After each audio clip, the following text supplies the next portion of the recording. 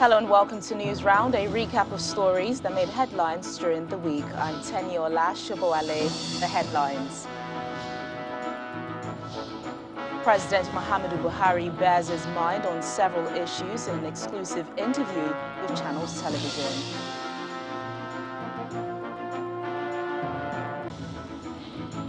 Federal government gives public presentation of 2022 budget. Police in Lagos State say 12-year-old student of Down College in Lekki, Sylvester Romoni, died of natural causes. Plus, US and EU warn Sudan's military against naming its own prime minister. That's News Round in View.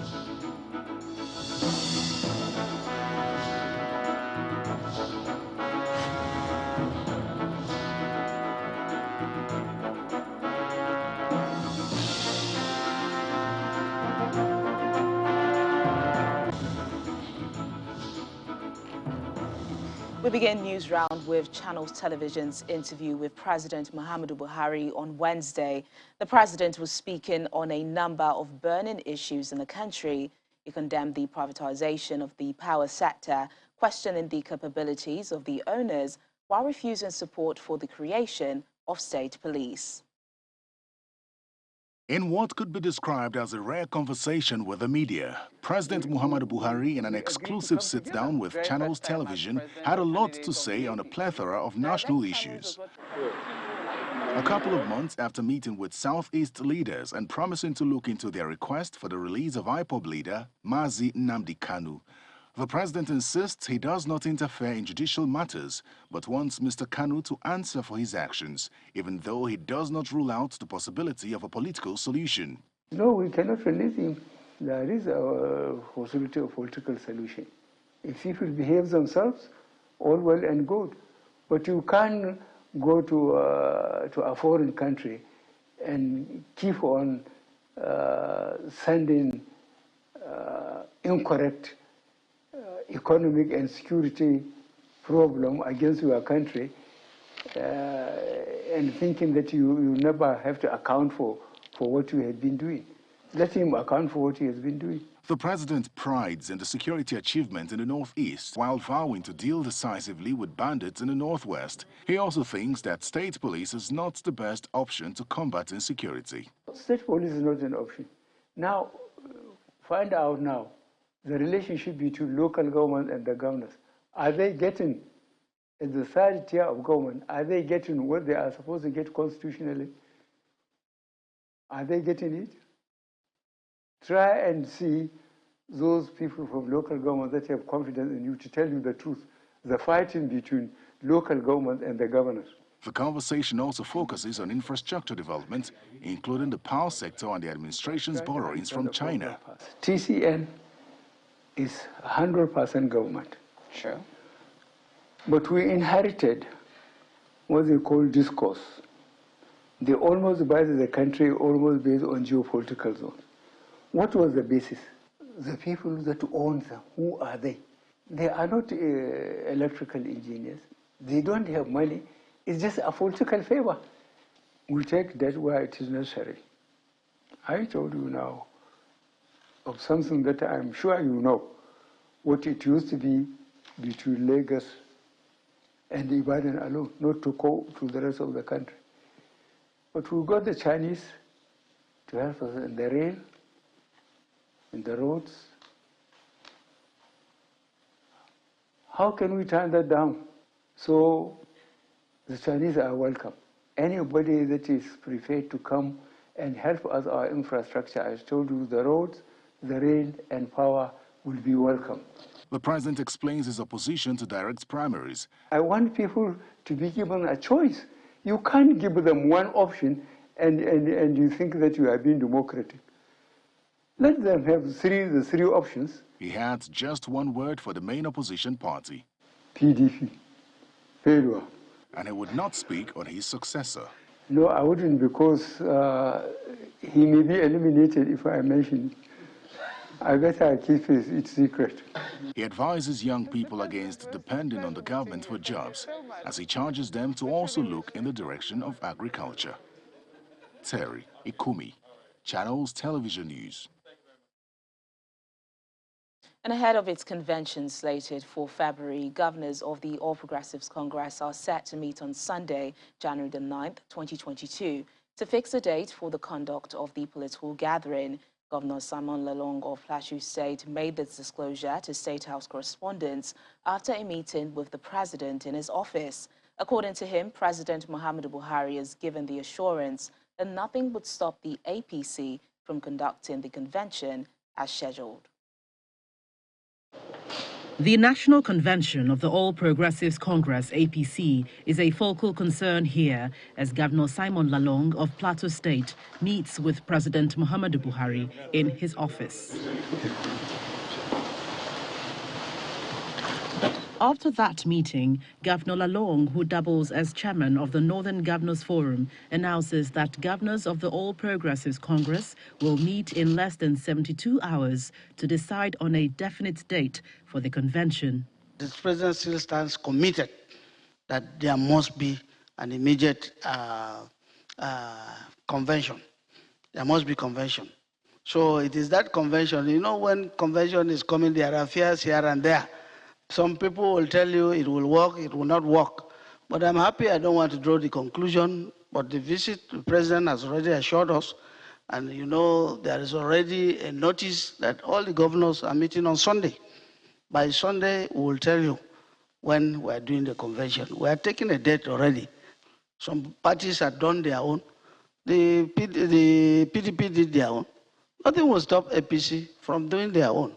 Recent remarks by the president in an interview with the National Television Authority asking the APC to put its house in order or risk ceding power to the opposition party is another issue the governors intend to address amidst the current litigations against the chairman of the National Convention Caretaker Committee.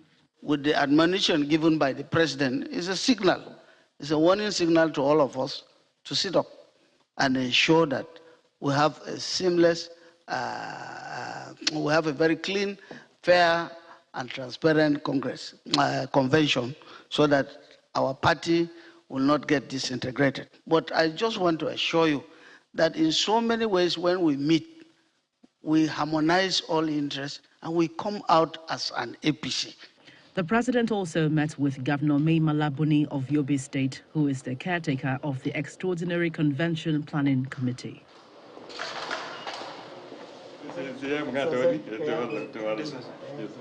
Now, even though the Yobe State governor did not speak to State House correspondents after that meeting, one thing still stands clear. That is, the APC governors are determined to iron out every gray area regarding the upcoming national convention by Sunday. Now, if that convention were to hold in the first week of February, as widely speculated, then the party has a few days only to turn in the mandatory 21-day notice to INEC.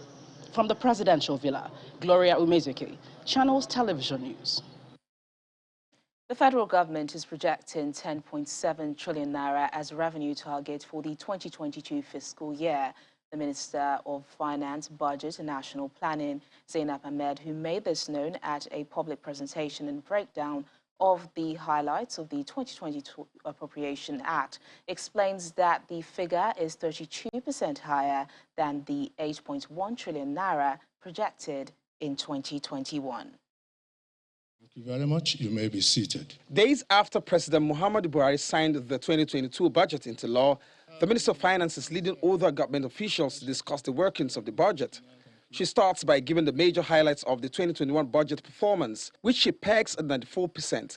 As at November 2021, federal government's aggregate revenue was 5.51 trillion. This represents 74% of the prorated target. The federal government share of oil revenues was 970.3 billion, representing 53% performance prorated target for the oil and gas revenues. For the year 2022, there are ambitious plans following the presidential assent to the finance bill. This will introduce new tax reforms to fund the nation's budget deficit of 6.3 trillion naira. Plans on how to finance the 2022 budget deficit servicing model are also being worked out. There is a law now that has imposed duty on non-alcoholic carbonated sweetened beverages. So there's now an excise duty of 10 naira per litre imposed on all non-alcoholic carbonated and sweetened beverages. And this is designed to, one, discourage excessive consumption of sugar in beverages, which contributes to a number of health conditions, including diabetes and obesity, but also this new sugar tax is introduced to raise excise duties and revenues for health-related issues and other critical expenditures. The sectorial breakdown of the 2022 budget shows defense and security still tops with 2.29 trillion naira, which is about 2 billion naira lower than the proposed 2.4 trillion naira by President Muhammadu Buhari. Infrastructure is now 1.42 trillion naira as against the 1.45 trillion naira proposed by the president.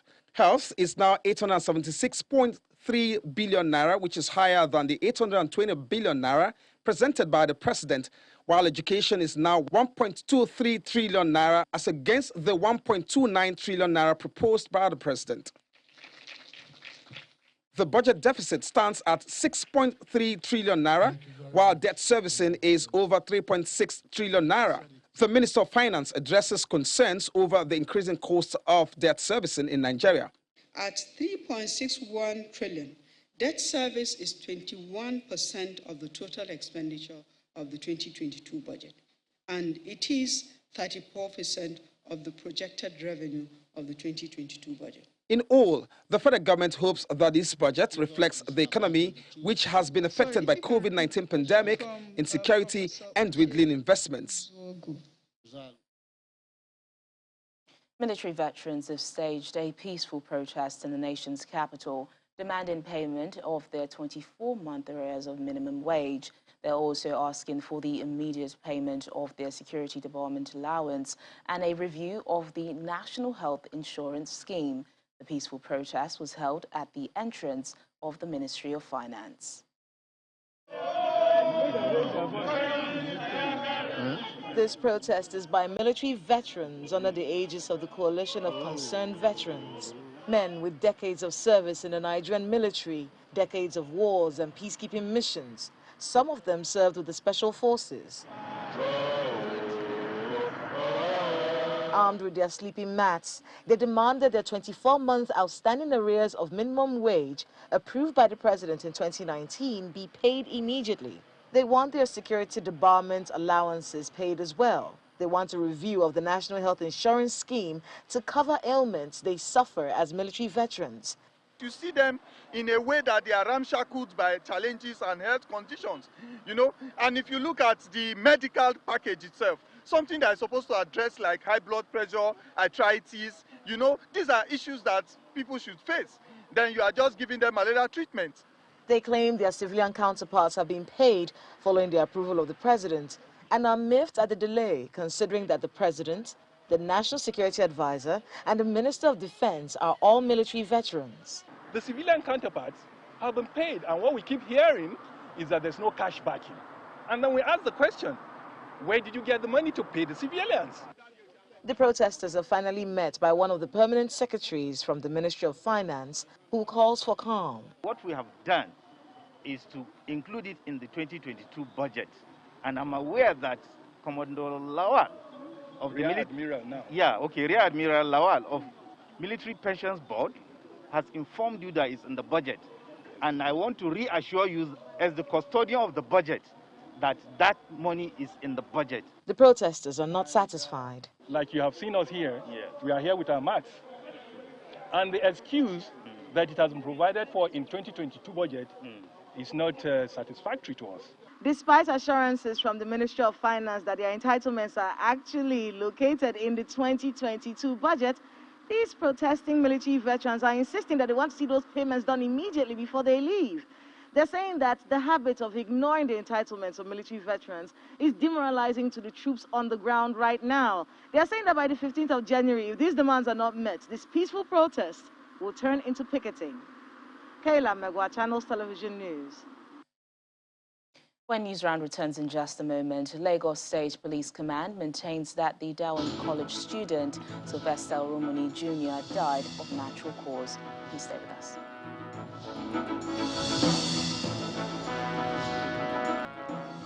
Thanks for staying with us. The Lagos State Police Command is maintaining that the Darwin College student Sylvester Romani Jr. died of natural cause. The State Commissioner of Police, Akim Odumosu, who was speaking with journalists at the police headquarters, explained that the 2 autopsy results and another from the toxicologist have shown that late Sylvester died of causes devoid of any form of torture. It's the maiden briefing of the Lagos State Police Command in 2022. The conference hall comes alive with the presence of these newsmen who have come for a crucial matter, the outcome of a month-long police investigation into the cause of death of Sylvester Oromoni Jr. The Lagos State Commissioner of Police, Akim Odumosu, debunks allegations of complexity in their investigations, explaining that the 2 autopsy results from Delta and that conducted in Lagos in the presence of 7 consultant pathologists, 4 senior registrars on autopsy posting, and 3 police officers from the homicide section of the state CID show that Sylvester Oromoni Jr. died of natural causes. The first autopsy was done in Warri on December 2nd, so 2021. Our findings at the second autopsy include marked pallor of organs, pneumonia, that is infection of the lungs, infections of the liver and kidneys, as well as the heart. These infections emanated from the ankle infection described earlier in the report. So, microscopic sections also confirmed these findings. Death was caused by septicemia following infections of the lungs and kidneys arising from ankle wound. No evidence of blunt force trauma in this body. The findings in the esophagus and stomach are not compatible with chemical intoxication. Death in this case is natural. The legal advice, however, indicated that there is no prima facie case of murder, no involuntary manslaughter, and no malicious administering of poison with intention to harm against the students and the housemasters. Hence, they cannot be prosecuted. The Lagos police boss warns those threatening to cause problems over the outcome of the investigations to seek redress in court or face the full weight of the law. Members of the public who may have any misgivings about the outcome of the police investigation, medical inquiry, and legal advice with this case are advised to follow due process of the law rather than resorting to self-help. The police do not fold their arms and allow any act or omission that could threaten the peace being enjoyed in the states. The coroner inquest is just a week away, and it's the appropriate venue for aggrieved parties, as all sides will be heard. Still in Lagos State, where the standoff between the parties to the land dispute at the Magodo Phase 2 estate in Lagos took a different dimension this week. This came as the Residents Association members gathered in front of the estate, bearing placards demanding the intervention of the state government following the presence of policemen and bailiffs who were out to enforce the judgment of the Supreme Court. Governor Babajide Sanwo-Olu, in an answer to that call, promptly visited the area and invited all parties in the crisis to a meeting in his office to find a solution. In the late 1970s and early 1980s, in this particular case, the land in dispute was said to be owned by indigents who inhabited the area and inherited it from their forefathers, up until when they were allegedly asked to vacate the land by the state government at the time to be used for public purposes. They weren't satisfied and headed to the courts, where they got a Supreme Court judgment in their favor in the year 2012. They want enforcement, and that has led to a face-off. For current residents, they say continuous harassment by security officials who are said to be implementing court orders restoring the land to its original owners is uncalled for and is illegal. You will recall that We came out on the 21st to protest against the presence of armed policemen in our estates. We came out to protest against the marking by Adeiga and co, purportedly sent by a group of people to come and take possession of our properties. The seriousness of the matter, as well as the potential for a breakdown of law and order, has brought Lagos State Governor Babajide Sanwo-Olu to the area. Can you call your superior in Abuja and tell them that the governor is here and I'm the chief security officer and that you don't have any business being in my state right now and that I want you to disengage forthwith from here? It is not my duty to go because I'm too low to do that, sir. I'll make 2 phone calls, right? One to the Inspector General of Police. I have spoken with him this morning and says he knows nothing about the fact that they are still here. Very illegal operation. They have absolutely nothing, and I'm the chief security of the state. Not even with the Inspector General wrote me, and before I said Jack Robinson is men are here. They're not from the Lagos State Police Command, like you have said, right? They are not from Lagos State Police Command. It says it's coming from Abuja, and I don't know what other interest do they have beyond just keeping peace of the country.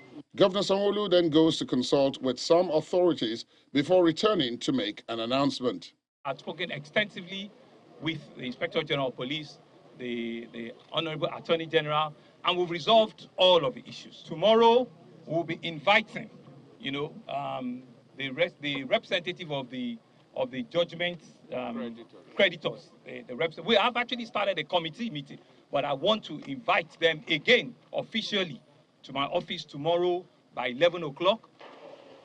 Away from the estate, a representative of the original landlords of Shangisha raises the issues that have brought his people to this situation. In 1985, our houses that were built on the land were demolished by the then military governor of Lagos State, claiming that the area will be used for international hospital and other programs that will benefit the masses. After the demolition, we find out that the area is being laid out and being shared by civil servants and eminent Nigerian citizens. This is not the first time an attempt aimed at enforcing court orders has been made. On 21st December 2021, an attempt was made to enforce the Supreme Court order of 2012, prompting the Attorney General and Commissioner for Justice in Lagos State, Mayosore Onigbanjo, to issue a statement clarifying that the order being talks about reallocation of 549 plots of land in the area and not repossession of land, which is what the original landowners are doing. All eyes will now be on the meeting of 5th January 2022, where residents of the estate, officers of the Nigerian Police Force, and members of the original Landlords Association of Shangisha are expected to arrive at a mutually beneficial conclusion for all parties. To end news round, the EU, United States, Norway and Britain are warning the Sudanese military against appointing their own prime minister, saying it would risk plunging the nation into conflict. The countries say they would not support a prime minister or government appointed without the involvement of a broad range of civilian stakeholders. The former prime minister, Abdullah Hamdok, resigned on Sunday amid a political deadlock and widespread protests resulting from October's military coup.